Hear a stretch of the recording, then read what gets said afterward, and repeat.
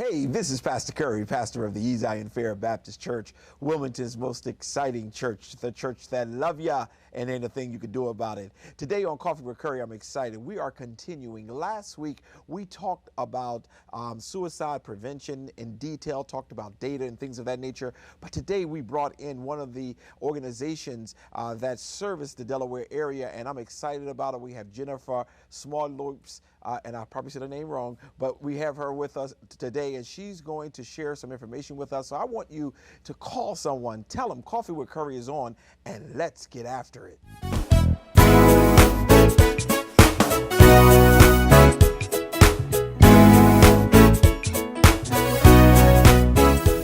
And we're back. Listen, I am so excited to have Jennifer Smolowitz here with us today.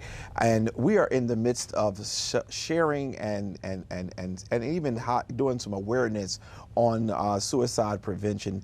Oftentimes, especially in the African American community, we don't talk about it. We feel that's something we shouldn't even discuss. But in actuality, it's happening everywhere, and it's happening a whole lot, especially with this pandemic going on. So today, Jennifer, I want to just say welcome to the show. Great. Thank you so much for having me. It's a pleasure to be here. Yes, and it is a pleasure. And you serve as the director. And just give me the name of the organization one more time so I can make sure I'm saying it right. Yeah, so I'm the director for suicide prevention at the Mental Health Association in Delaware. Okay, and where is it located? We are actually located right on 10th Street, right across from Hotel DuPont. Okay. But our services are statewide. Okay, great. How long has your organization been around? Oh, over 70 years. Oh, okay. We are an affiliate of Mental Health America, but the Delaware affiliation has been there for over 70 years. So we've been serving Delawareans for a very long time. Oh, wow, great. Yeah. And one of the things I do when we have these coffees with Curry is to start off, before we get into what you do and who you serve, we talk about the person. Mm-hmm. There has to have been some illuminating moment in your life when what made you want to serve in the capacity that you're serving in. So tell us a little bit about who is Jennifer and where Jennifer was born at and went to school and things of those nature. Sure. So I grew up in New Jersey in a smaller town in Middlesex County, and then went to Westchester University in Pennsylvania for my undergraduate degree. Okay, I'm a graduate of Westchester too. Oh, awesome. Yeah. Small world, right? Yeah. But where we ended up, I studied sociology and health studies. So I knew I wanted to always do something with people and something that gave back, but I never knew in what capacity. Mm-hmm. And actually after graduation, I got connected with Public Allies, which is they're throughout the nation, but the Delaware location, it's an AmeriCorps program that focuses on nonprofit apprenticeships. Okay. So I was connected with 4-H, where I did a youth drug and alcohol program. Mm-hmm. And that really kind of got me focused more on the mental health and substance abuse side of things. I then got my graduate degree from Ohio University in Athens, Ohio. Okay. And I did work with a lot more youth work and took into the bullying component there as well. So after graduating from there, I kind of mixed everything together and got connected with the Mental Health Association and have been there ever since. Oh, wow. Excellent. So I see the tie-in. Do you have any siblings? I do. I'm the youngest of 3. Youngest of 3. Mm-hmm. Okay, the baby.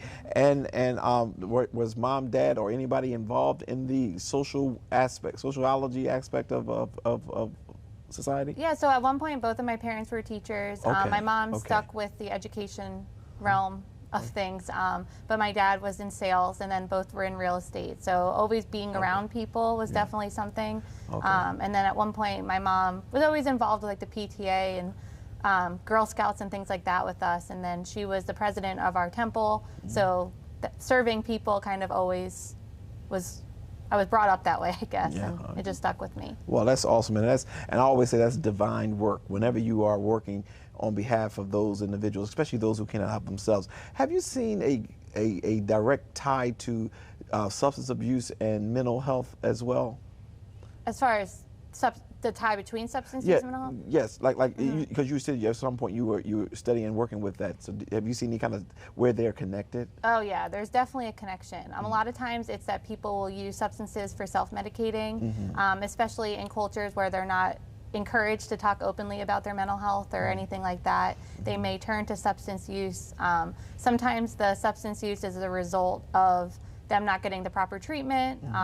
sometimes mental health problems may occur after substance use begins. So there's definitely a tie-in. Okay, yes. So we had an opportunity to see that you did go, and again, I'm also a part of the Westchester family, and you had a chance to kind of explore. Now you, with where you are now, this is not your first assignment, appointment. Did you work somewhere else first?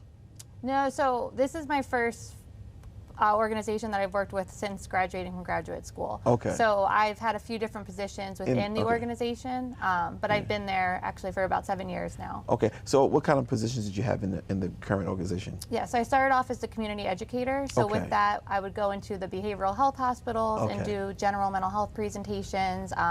We're present at health fairs. Different types of organizations will bring us in for clubs and things like that. And working in the schools a lot as well. Okay, so I heard you say about the schools. So where are you most comfortable as a professional, with the older population or the younger population? Where are you most comfortable? It used to be with the younger population, but now I found that it is with adults that I do feel more comfortable. I think just easier to have conversations, having tougher conversations, but also I like working a lot with parents. I like working a lot with parents and informing them of, and even teachers and anybody who works with youth or has children of their own, what they need to look out for. Because a lot of times they may be so far away from their middle school years or things like that, so it's reminding them of these things are still going on and your kids still need support. Yeah. Have you ever gotten to a place where you have become a little drained?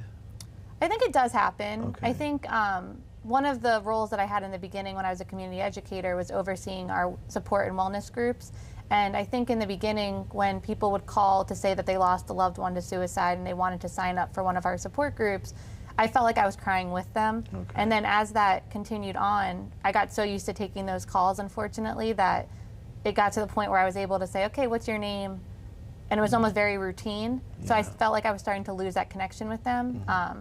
So then we were able to kind of change things up a little, change roles around a little bit so that everybody stays fresh. And that's how you're doing now. You're able to change up the roles so that you won't get caught in just doing one thing. Yeah, I think we're constantly changing the populations we serve, bringing in new populations, learning new trainings and new ways to connect with people. So we are changing it up so that there isn't that burnout. Because we know if you're not taking care of yourself as a caregiver, you can't take care of anyone else fully. So making sure that everybody's staying fresh and staying comfortable with the roles that they have. How often do you all have to get, I don't know whether you have to be recertified or get some added credits for the year or whatever, but how does that process work? As we're trying, the reason why I'm asking these type of questions, because I like people to see the person, one, and then hear that it's not just someone who wants to sit and listen to a person talk, but you all are trained for signals and signs to make sure that you are giving them healthy advice. So my question of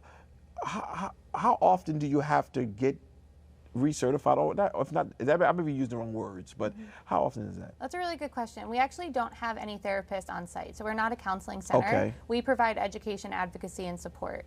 So in a lot of the trainings that we do, there's sometimes recertification, or we have to keep our certification to offer, to be facilitators in those trainings.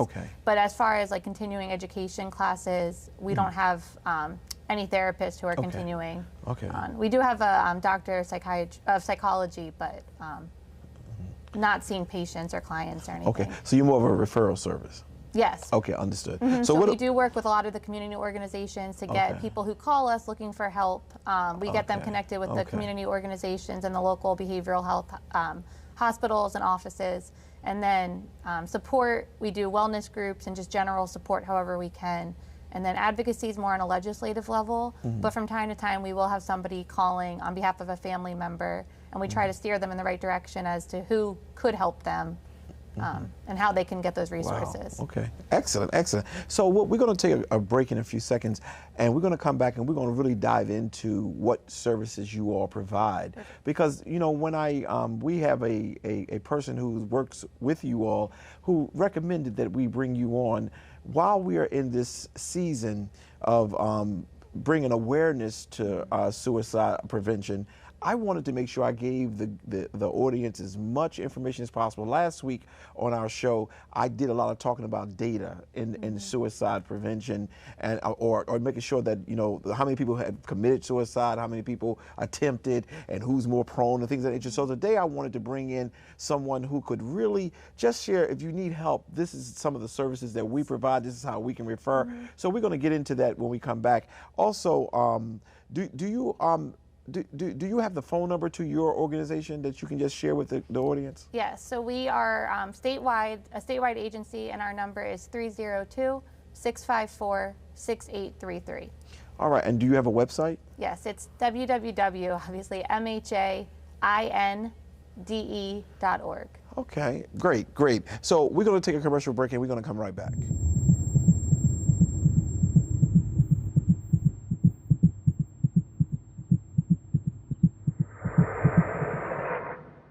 Not today. I'm here. You can tell me anything. I see you. We're in this together. Breakthroughs are happening. Treatments are evolving. The stats can change. Society can change. We can all say, not today. Not today. Not today. Not today. Not today. If we're together, bound to be better. When we're together.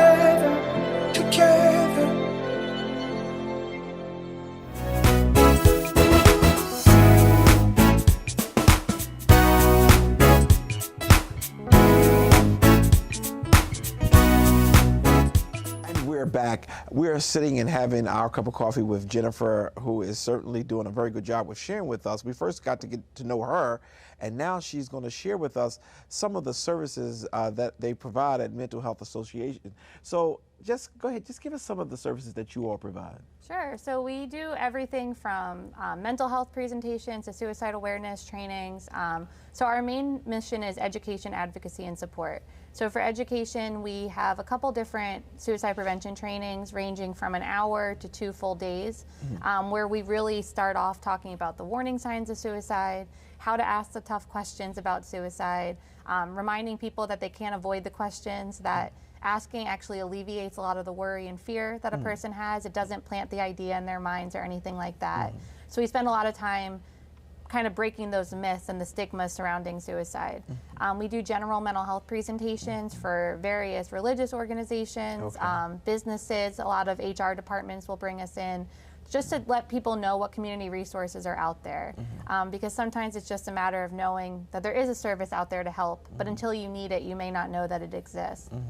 We also have a information and referral line, so people can call if they need to find help finding a therapist or a counselor, a behavioral health hospital, a help with legal aid or anything like that. We can connect them with other agencies. Is that the number you gave earlier?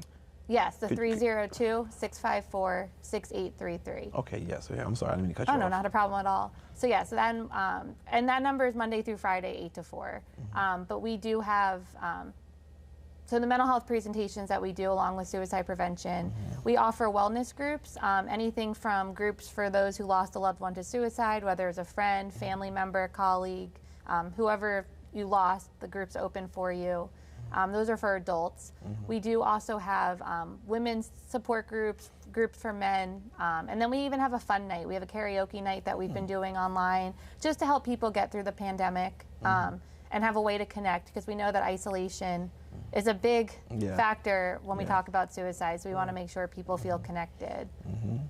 In addition to that, we do advocacy on a legislative level, but we'll do one-on-one advocacy as needed, more if people have questions and things like that, but it typically is on a legislative level, working with what bills are being passed, meeting and being members of the Behavioral Health Consortium, and the Delaware Suicide Prevention Coalition.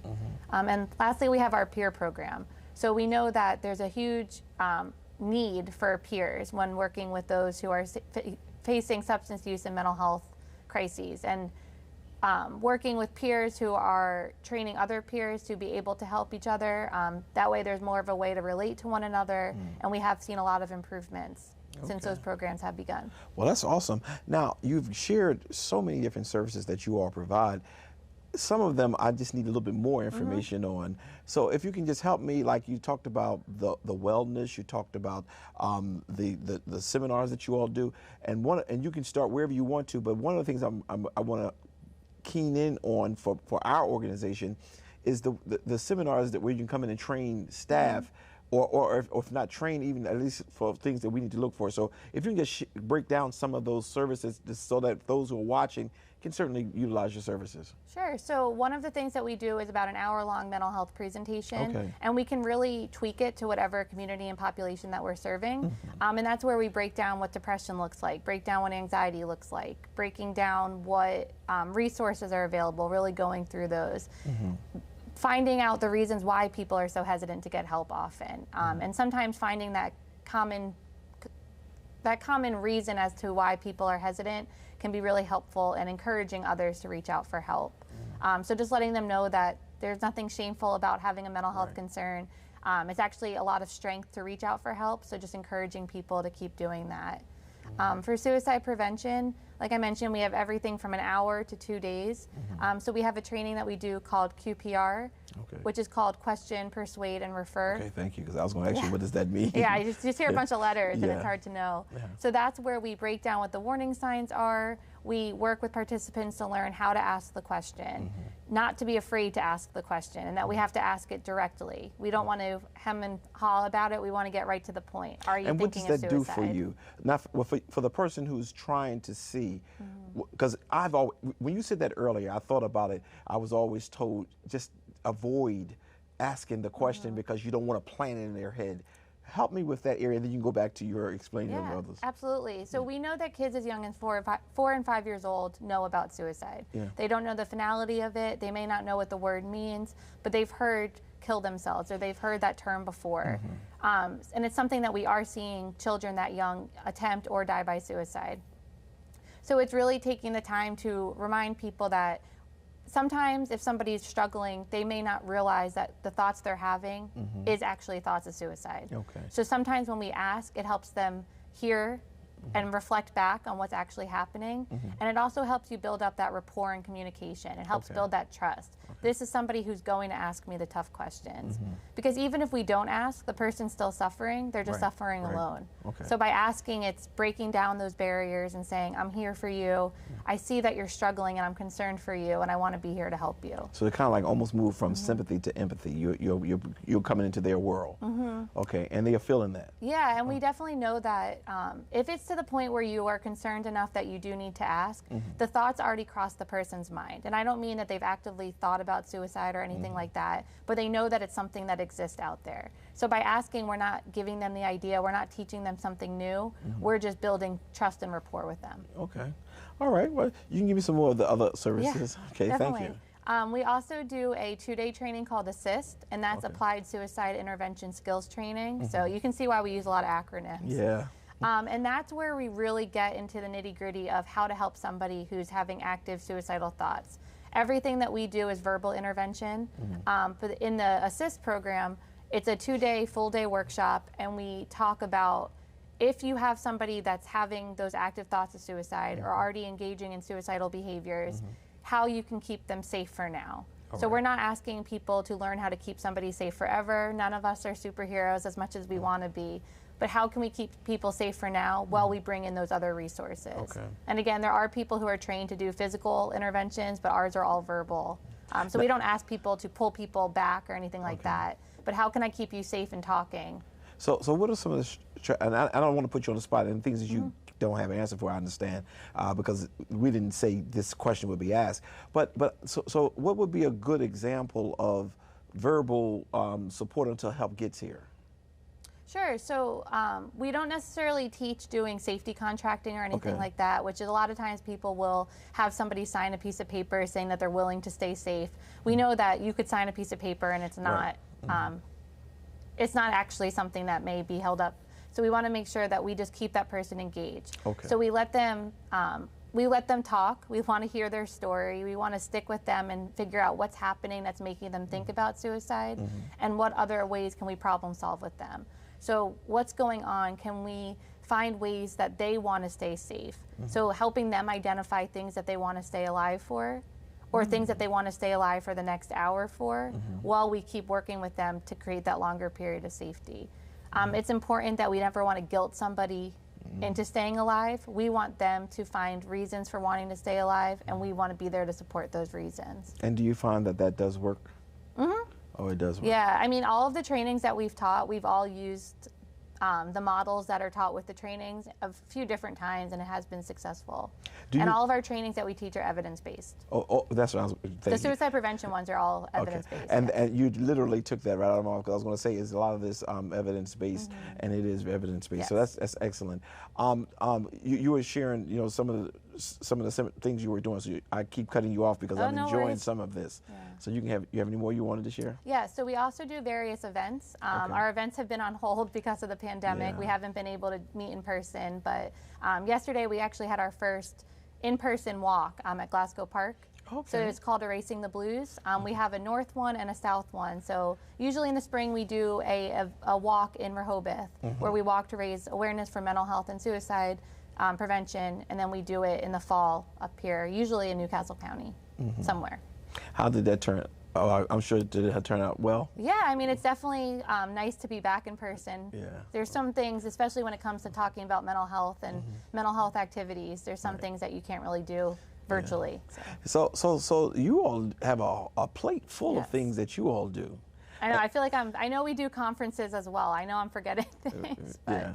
So that means a person bring you in as a presenter to train Yes. those who are attending the conference. And when you normally have those, does people feel like it's spooky? Don't go to that workshop because we don't want to talk about mental health, or do you find that people are very interested? I think more and more people are becoming interested. I know when we do health fairs, depending on populations we'll go to, so like for example, we'll go to a 55 and older community, and we'll do a health fair, and we'll have a husband walk up and say, oh, mental health, I don't need you, but my wife needs you. And then 10 minutes later, the wife comes along and says, I don't need you, but my husband needs you. And maybe they both need it, but they're both kind of playing it off on the other. So we definitely see some hesitancy in certain populations, but more and more people, because it's becoming less stigmatized, more and more people, especially now due to the pandemic, more people are realizing that, hey, it's okay that I'm not okay and there's help out there. I'm going to utilize it. Yeah. And that's something we saw this year. We're doing our second Empowering Community Wellness Symposium. Okay. It's supposed to be in person in November for a smaller group, but it used to be called the Community Mental Health Conference. And before that, it was the People of Color Conference. And it has changed names a million times, but it's been, this is, I believe, the 20th year. Oh, okay. So. Yeah, it's a nice attendance normally. Yeah, it's definitely something that brings a lot of people out. Try to change up the speakers and the theme every year as well.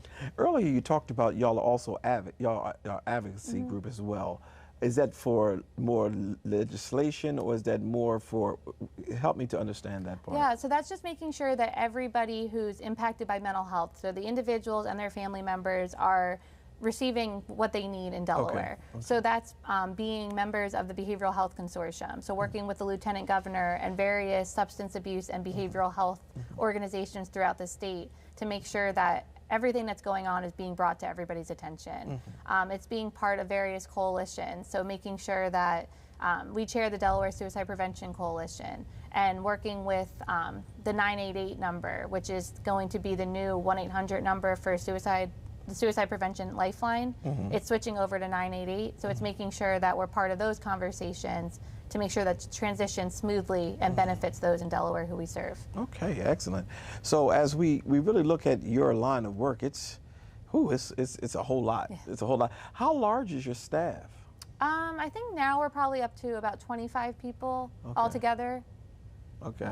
And it's growing every year. Yeah, and is it broke down by divisions, or like this is mental health, this is suicide? How does that work? Not really. It's kind of all integrated. We do have our our executive director and a deputy director. Okay. We have a one-person team for business and management and HR, and then we have our peer team, but we also have our community educators. But everybody works together. Yes. Okay. Who do you see? Is it more females in your line of work, or is it more males? I think it depends. I think it depends on where you look and the type of work that we're doing. Something I forgot to mention is mental health court. That's also through our agency. Mental health court.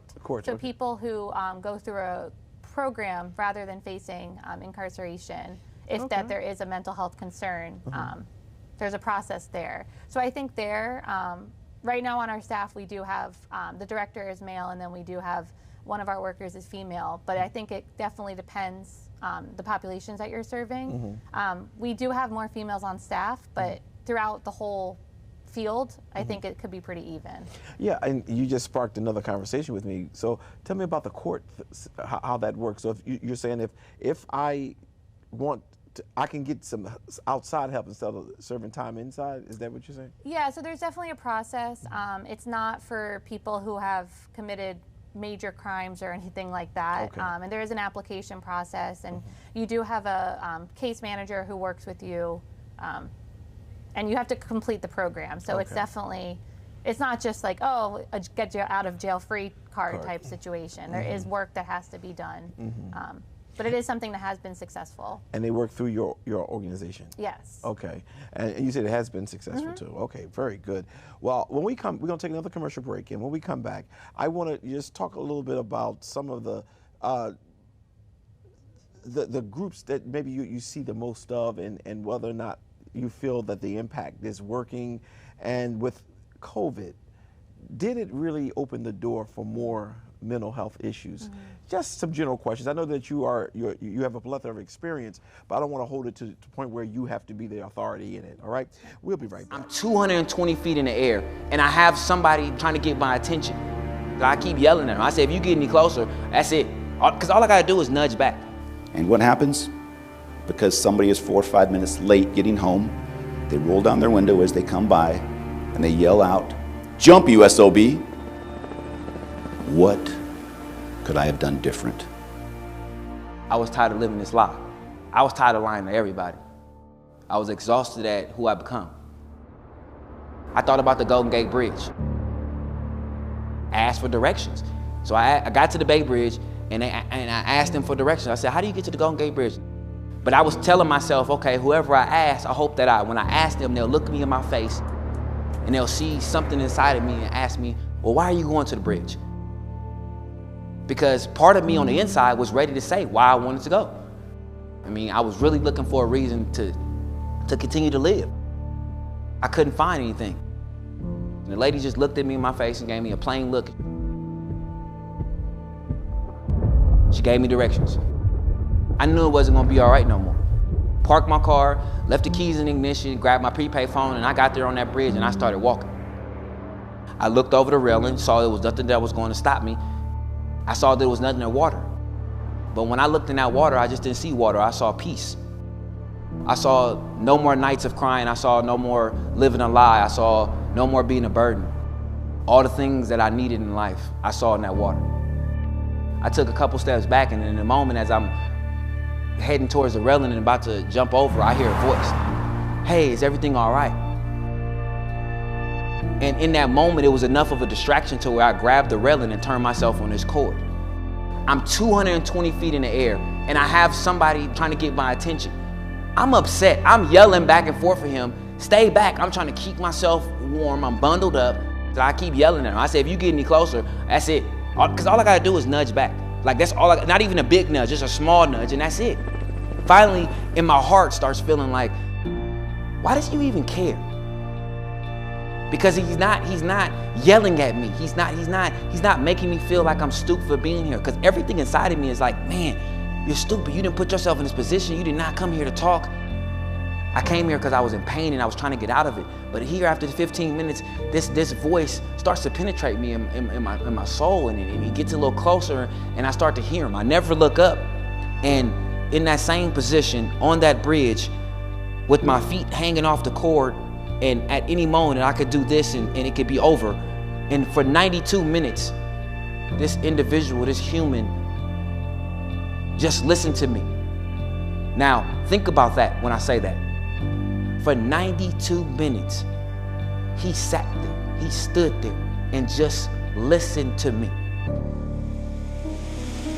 So after this time, he decided on his own to come back over the rail. And I said, what did I do that helped this situation? All he told me was, you listened. You let me speak and you listened. That's all this guy was looking for, and I think that's what so many people are looking for. Shortly after this incident, I received a letter from Kevin's mother. Dear Mr. Briggs, I adopted Kevin when he was only 6 months old, but you are one of the reasons Kevin is still with us. I truly believe Kevin was crying out for help. We truly thank God for you. Sincerely indebted to you, Narvella Berthia. It's really good. We have a choice. Are we going to take the path of none of my business, they should handle it? Or are we going to confront them head on and say, hey, I'm seeing these things. What's going on? Let's talk. Listen to understand. That's the key. Listen to understand. Kevin Briggs is known as the guardian of the Golden Gate Bridge. He spent more than 2 decades talking people down from committing suicide. I want them to know that there is hope, and we want to help you. We want to know about it. Don't feel that you're alone in this. Briggs talked roughly 200 people out of suicide. We don't have to be doctors, psychiatrists, and all that. We can do this right here, right now, to be able to have that courageous conversation with someone. I just focus on going this way. I don't worry about going back. I don't worry about left, I don't worry about right, I just worry about forward. I used to think I was alone and nobody in the world felt like me. Now that I know it's people in the world that feel like me, it's my job to help them out, to encourage them, let them know, hey, I've been where you've been. The darkest point that you ever thought you could ever be in, I came out of it. You can come out of it too. I can't honestly believe that with almost 8 billion people on this planet, that people still feel alone. And that's why we all gotta come together. 2 ears and 1 heart. That's what saved my life, and that's what all of us in this room possess. Challenge yourself today and in the future to look out for each other. The moment people feel heard, they get healed. The moment. But they have to be heard. Listening can save people's lives. And we all can do it.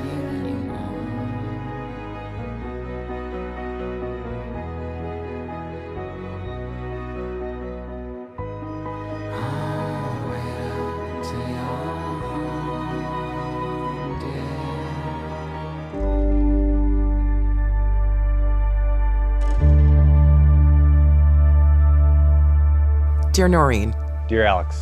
Hey, Veronica. Dear Pops. You were my bestest childhood friend. You were a second mom to me. You were the best brother. The whole family tell me we're very similar. She was like, oh, I look just like your daddy. We called you Tricky Alex because of all the pranks that you'd pull on us. The main entrance to your house was that stairway, and you'd always run down, Jessica! Everybody say you can't dance. And they show me little videos of you. You just be grooving. Remember when you would scale the walls in the kitchen? And when someone would come around the corner, you'd be there in the middle of the doorway waiting to surprise us. You had got a Sir Mix-a-Lot tape, and we all listened to it in your room when you opened it, and we were just jamming, having a good time. You had the most beautiful garden. It was a lot of work all the time with me and my friends. If you were here today, I would imagine you still probably volunteering, even with helping the elderly. I would imagine you would be a doctor. You would be teaching art, absolutely. I would be in your class. Going to the library together. I know you like reading. You'll be helping me with my career. You're just full of energy and a lot of life. When I found out about your passing, I was at home by myself after school. The doctor came in and he He said you were gone. But I thought you had a heart attack. Towards high school, she told me the truth. She was like, well, your father died. He had overdosed on pills or whatever. And we were supposed to see each other that weekend. So I broke down in tears, confused, mainly because I had just spoken to you. And I wanted to physically save you. I wanted to save you. And I didn't really know what to do. A lot changed. I grieved a lot. It was like a complete void at that time. I just don't understand how you could take your life like that, you know? Did you think about us? Or maybe you didn't, so it wouldn't change your mind? There's just so much pain. It's unbearable pain. I got angry because my best friend, your daughter, changed after that. Until this day, every time I step foot in that house, I still look up those stairs. I still hear your voice. Your dad is still looking for peace. I wish you were here today because there's ways that we still need you. I know I need you because, like, I'm still a young man. I got a long ways to go. I wish I knew why you felt the need to just completely leave. Somewhere in the decision-making process, you figure that everyone would be better without you, and that's not true. You were a good son. You were a good friend. You know you were loved, you feel me? You the heart of the family. You matter. You always did. You always will. Alex, you were a little brother. You were full of life and full of energy. You were a good person. I know you're with me every day. Love you, old buddy. And I love you. I love you. And I will always treasure our friendship. And for that, I love you. I love you, I love you, I love you.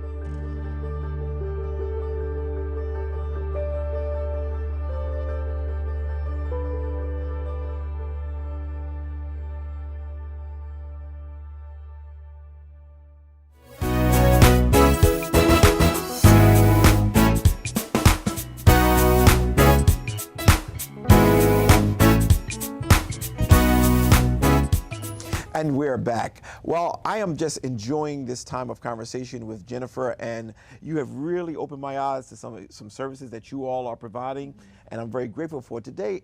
Well, I should say today, but during this segment, I want to kind of turn the corner and just talk about some of the stigmas and some of the because in my community, and I'm talking about two different communities. I mean, the African American community as well as in the church community.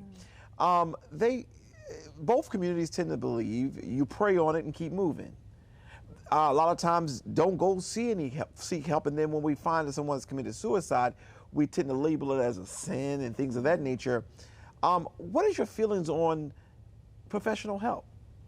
Yeah, I think it should be a mandate that everybody seeks help, because I think that it would just make us a safer society overall if everybody had a positive outlet, somebody to talk to that wasn't personally involved in their day-to-day life. But yeah, you're definitely right that there is a stigmatized concept behind mental health, and a lot of people grow up, oh, what happens in our family stays in our family, or we don't talk about that here, or that's not our problem. And I think it's everybody's problem. We know that suicide does not discriminate, mental health does not discriminate, anyone and everyone can be impacted, and by just putting a Band-Aid on things and not actually getting to the root problem of what's causing them, we're actually doing ourselves a bigger disservice. But you did mention with it being almost labeled as committed a sin or things like that. We're actually moving away from using the term committed when we talk about suicide for those very same reasons. So you'll hear died by suicide or suicided. took one's life. Other ways of describing it, because we don't want the term committed to continue to stigmatize people from getting help. Right. So we don't want people to feel like, oh, if I'm having these thoughts, I'm doing something sinful or I'm doing a crime or anything like that. So that's one way that we're trying to open up the services to everybody and encourage people to reach out for help. But there are plenty of populations who, again, it's not our problem. We don't need you, we don't need your help, but we want to make sure that everybody knows what services are available, not just through our agency, but throughout the world, right. So that they are realizing that it's okay to not be okay, but you need to do something about it. We need to look out for one another. We need to realize that when it comes to mental health and suicide, we can butt in. We don't have to mind our business if we're genuinely concerned about somebody, because it could save their life, somebody else's life, and really make a difference. Yeah, getting a second opinion on our perspective does matter. And as I listen to you talk today, I've come to that conclusion that whenever a person, especially when they come to me as a pastor of a church and saying that they are having some thoughts, certainly I will pray with them, but I will always lead them to a place where they can get the professional help. Right. It's not bad. It's a good thing. It's a good thing. As a matter of fact, how I have now started couching, like you shared, y'all don't use certain terms. The way I couch it now is that God has ordained psychologists and counselors to be able to give us what we need for the moment that we're in. Right. So if someone is watching today, I just want to make sure you catch that last part that she was just sharing. It's okay. It's not something that you need to hide. It's not their problem, and we're not a certain way. If a person has talked to you or have shared with you any form of suicidal thoughts or thoughts of hurting themselves, get their professional help. I think that's very important. Would you agree? Yeah, definitely. And I think that there's no way that anybody in the world in the past 2 years could not have had their life impacted in one way or another. Maybe they didn't lose someone personally to COVID, but they may have had financial losses, or just working from home has been a shift. For a lot of people who live alone, it was a lot of isolation and missing our loved ones because we're not able to feel safe going to visit them. We don't want to get anybody else sick. So there's definitely been a lot of changes in the past 2 years. And aside from COVID, we've seen changes all over the place. And we've seen a lot of tension. And I think that people are just sad, and I think it's a matter of we need to keep looking out for one another, and part of that is encouraging people to receive help when they need it, and that it's not a bad thing. There's actually not enough help out there. We need more, so it wouldn't be a field that was almost drowning in the help that we need if everyone didn't need it. Yes, and speaking of COVID, it has brought another higher level or wave of stress. Do you feel this is stress that causes the thoughts, or do you think sometimes there's a mental issue? I think it depends. I think that we often do see suicide and depression or other types of mental illness going hand in hand, but not always. For some people, especially youth, it can be very impulsive. So it could be the response to an embarrassing video of them going viral, or bullying. It used to be if you got bullied at school, home was safe for you, and now we know that's not the case because of cyberbullying, or the pressures that are being put on people from such a young age and continuing throughout the lifespan. So I definitely think it's that, and I'm sorry if I'm not even answering your question. You are. No. I definitely think it's that it's something that, do you remember your question? What we were talking about is the more or less the COVID causing all the stress, and I asked you whether or not not the bullying, but I asked you whether or not that the mental as opposed to the stress. Yes, thank you for the reminder. I knew I would get back there. Yes, there's definitely a connection, but sometimes, as I mentioned, it is very impulsive. Some people will have ongoing thoughts of suicide their entire life and never have the want to act on them. It's something that stays with them. Sometimes people will be very overwhelmed, or they feel like they're a burden to somebody, or have done something that's shameful or guilt or something like that. They receive the help they need, they get the recovery, and they never have those thoughts again. So there is often a tie-in with mental health, but not always. And I think something that also contributes to the stereotypes and the stigma is when we hear somebody doing something on the news, it's either they had a mental health or a substance use problem. you're more likely to be the victim of a crime if you have a mental illness, but that's not how it's portrayed in the media. So we have all these TV shows and things calling people crazy or calling them that, and that's not the case at all. But if people are seeing that, that's a barrier to them getting help as well. Yeah, I agree with that so strongly. I want to turn just a minute and look at something else too. When I was doing my research, and I could be off, I can't remember all the data, but it talked about women are more likely to attempt at suicide, where men are more likely to commit. Tell me, if you can, why is that? Yeah, that's a good point. So we do see more females attempting suicide, but we see more completions on the male side because of the type of means they use. So men are more likely to use firearms or something more lethal, where there's a lesser chance of intervening once an attempt has been made, whereas females are more likely to use pills or something else where there's a better chance of intervening after an attempt.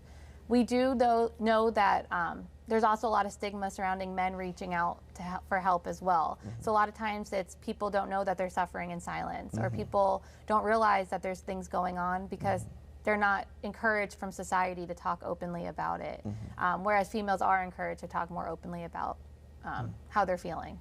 Yeah, do you think also that it could be that men just want it to be over and maybe women don't? I mean, I don't have no research for what I just shared, but I saw that data and I said, wow, men, they end it. Right.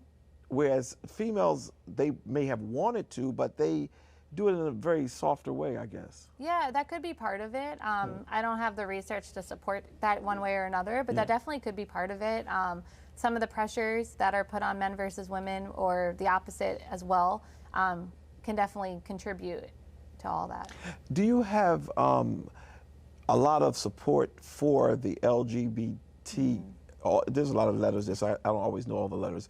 But do you, because I noticed that data too, that a lot of that community find themselves in this, and I think a lot of that comes from depression and stress, but do y'all have support for that group as well? Yeah, so we definitely have added a lot of more services throughout the years, and we have a staff member, one of our community educators, who does a lot within the LGBTQ community. Going into schools and doing lunch and learns, after school programs, working with LGBTQ specific organizations. So there is a lot more awareness. We're members, we participate in pride events. So there's definitely more of a presence from us there, and just letting people know that we are an ally of theirs and that it is a safe space to receive our services. Good. Well, I think you have given me so much today, and I'm just so excited that you took the time to be with me, and my viewers will appreciate the fact that they know that here in the state of Delaware we have a group that will advocate, they will educate, they will provide you with whatever information. Just one more time, just share with us the website and the telephone number where someone can reach out if they need to talk with you all. Absolutely. So our phone number is 302-654-6833, and our website is mhainde.org. Okay, that's good, and we'll have that on the screen as well, because we want the people to be able to receive and to have the information. Now, is there anything that I fail to ask that maybe you want to share, because I want to make sure that we give a full understanding of what you all do or what you all provide? I mean, I think that was everything. I mean, I think our services continue to evolve as to meet the needs of who's requesting them. So as we see new data come out for various populations, even as far as making sure that we're trying to work with EMTs and first responders, doing a lot of work with the police officers for crisis intervention and things like that, making them aware of what to look out for. That will all help, and hopefully help create a safer Delaware overall. All right. Well, I want to thank you, Jennifer, so much. You have really helped and enlightened us and my audience on the mental health piece, as well as, but the suicide prevention, I just stick with this, is such a critical thing. We must keep it at the front because we don't want anyone to take their own lives. We want people to be able to live because there's purpose in life. And I just believe that with all of my heart. So I want to thank you so much for what you do. I want to thank your organization, and I thank you for taking time to be on the show today. And I'd say to all of those who work over there, we appreciate them so much. Is there anybody you want to send a shout out to, since they're going to probably see this as well? Oh, I mean, our whole staff works very diligently, and we haven't slowed down since the pandemic began. So we've actually, I feel like, working a little bit harder now. So, okay, great. Yeah, thank you for having me today. Well, it was a joy and a privilege, and thank you. We'll be right back. We here at CBS News are committed to stopping the stigma surrounding mental health and taking the shame and the blame out of discussing mental illness. So this morning we're hearing from 4 people whose children died by suicide. Suicide is the second leading cause of death among teenagers in this country.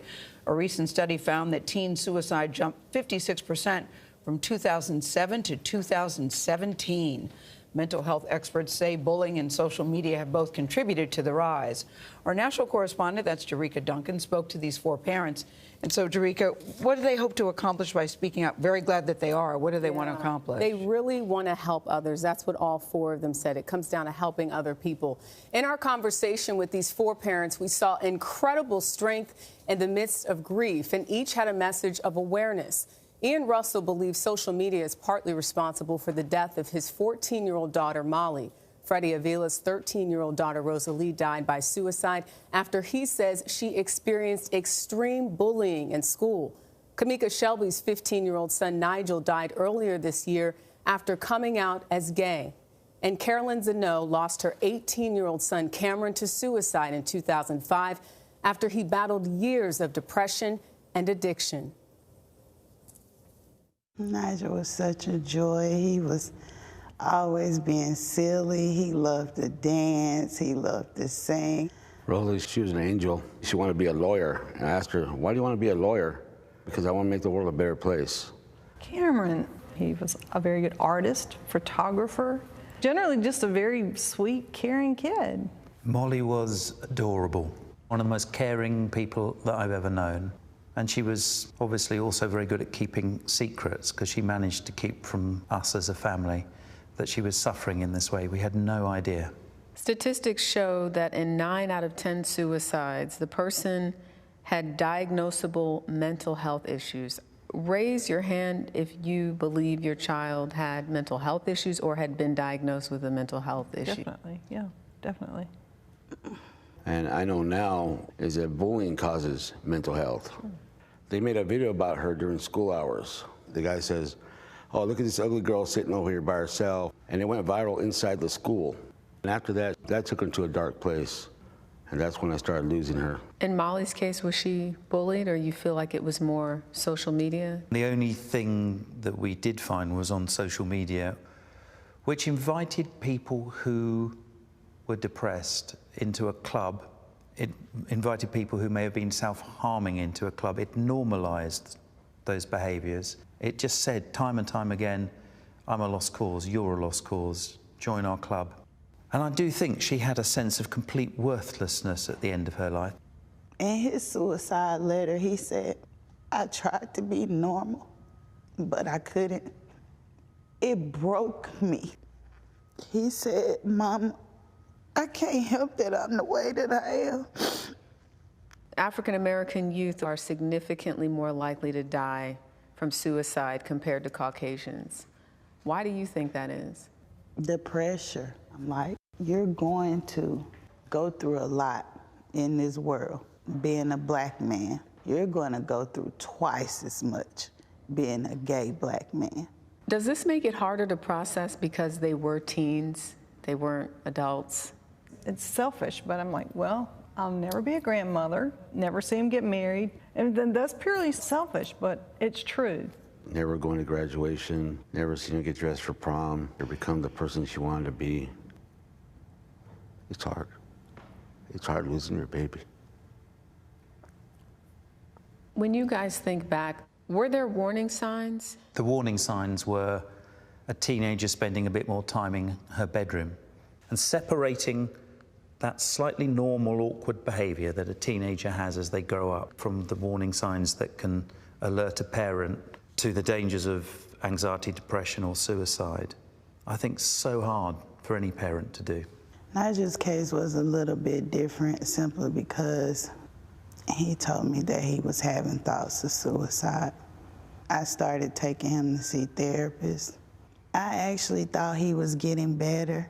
He had started doing normal stuff again, wanting to play with his friends, and at that moment when I finally started to let up and I thought he was okay, that's when he really wasn't. And Carolyn, you experienced this loss in 2005. What advice do you have to these parents here today? Well, the first couple of years, you know, you're in a big fog. You eventually come out, and I think all of us are out to help other people. I have become more spiritual, not in a churchy kind of way, but another way. I know when Cameron's with me, probably like right now. What do you think he's saying right now? That their choice hurts us, but they are in a safe place. They're okay. I know what Molly said in one of her notes. I love you, and I know you love me. I'm so sorry, but I just have to do this. I'll see you in a little while when you're old and grey.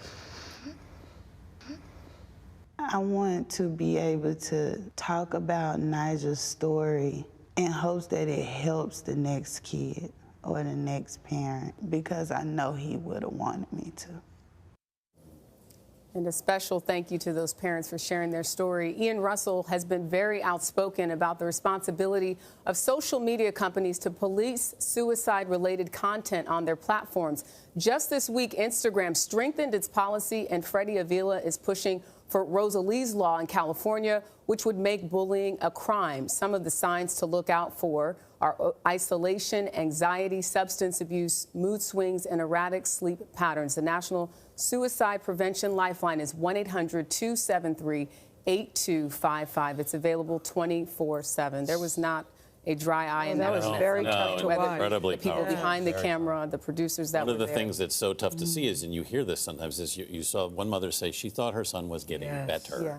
That's what scares me, Anthony, Yes. as a parent. You think they are getting better, and then that happens. But also the warning signs are also things that teenagers are doing anyway. Yeah. So it's hard to tell what's really problematic what's and a real normal. crisis. Yeah. And we spoke to a psychologist before we interviewed those parents, and one of the things that they talked about is people need to speak and know that it's okay to ask questions. Yes. Are you okay? Yes. Do you And have ask, are you suicidal having, thoughts? yes, yeah. Because you think maybe you're triggering something, but you're not. Right. It's so important that we're having this conversation. Our thanks to the parents who were so open with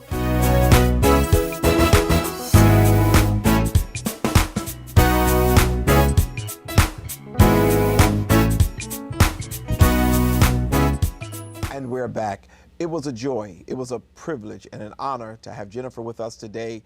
She certainly gave us some good information, showed us the services that they are providing. And I want to make sure that you took serious to the information that she gave. It's okay to talk it out. It's okay to provide or to seek professional assistance for loved ones, for people that are around you who may find themselves struggling, whether it be mental or with the stresses of life. Listen, COVID-19 took all of us by surprise, and it also stressed all of us out. But it is important that we stay mentally healthy. We spent the last 2 weeks talking about suicide prevention because we wanted to make sure that you understood you're not alone and that there are resources, people out there and available to you to support you and to help you to maintain a healthy, active life. It's important. I tell you all the time, God wants us to be physically fit, mentally alert, and spiritually alive. When you are all three, you thrive and you do well. But listen, if it's not you and someone else needs some assistance, help them get to their healthy place.